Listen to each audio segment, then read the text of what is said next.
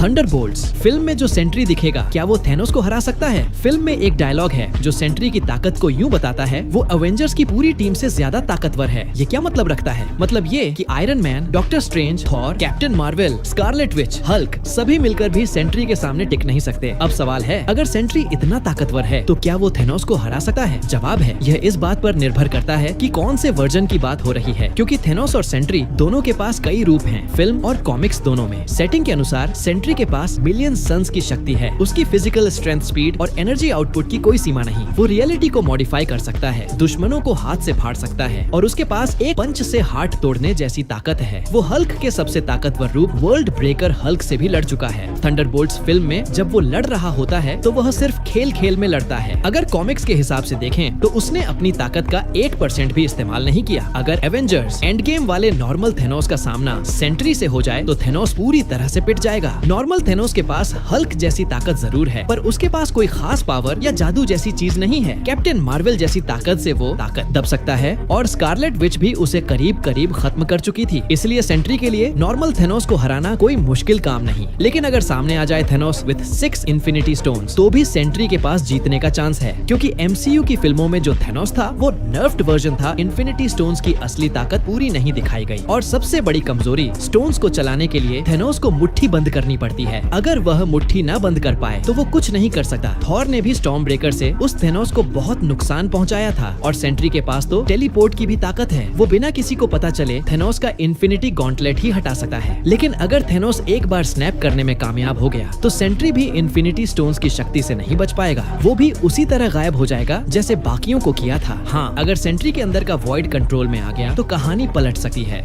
Void एक dark personality है जो सेंट्री के अंदर रहती है। अगर उसने कंट्रोल ले लिया तो उसकी शक्ति एक्सपोनेंशियली बढ़ जाती है। वॉइड एक विचार से ही सामने वाले को खत्म कर सकता है। MCU वाला थेनोस शायद मुट्ठी बंद भी न कर पाए, उससे पहले ही उड़ जाए। लेकिन अगर बात करें कॉमिक्स वाले थेनोस की, जिसके पास पूरा इन्फिनिटी गॉन्टलेट है, तो फिर मामला पूरी तरह अलग है। मार्वल कॉमिक्स में उस थेनोस को मल्टीवर्स लेवल का माना गया है। वो रियलिटी स्टोन से हीरो की ताकतें बदल सकता है, टाइम स्टोन से भविष्य देख सकता है, सोल स्टोन से दिमाग कंट्रोल कर सकता है। एक स्नैप में पूरे अवेंजर्स को गायब कर दिया था। फिर Galactus, eternity, infinity, Lord chaos, master order और लिविंग ट्रिब्यूनल सभी आए, लेकिन कोई उसे नहीं हरा पाया। तो अगर सेंट्री को ऐसे वर्जन का सामना करना पड़े तो फिर उसकी मिलियन सन्स वाली ताकत भी कम पड़ जाएगी। सब्सक्राइब।